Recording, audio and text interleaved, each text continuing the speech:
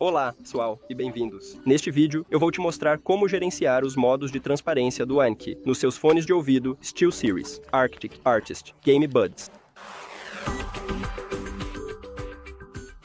Você precisa começar abrindo o aplicativo e aqui temos o controle de ruído, então clique aqui para ativá-lo. E agora, para o ANC, podemos escolher um nível, podemos ajustar. No momento, estamos com o nível alto, mas se você não precisar, pode escolher um nível médio ou até baixo.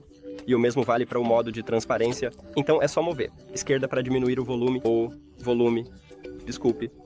mova para a esquerda para mudar esse. Nível. E mova para a direita, para aumentar esse nível. É isso, obrigado por assistir este vídeo. Se você achou útil, considere se inscrever no canal e deixar um like no vídeo. É realmente importante para nós. Até mais!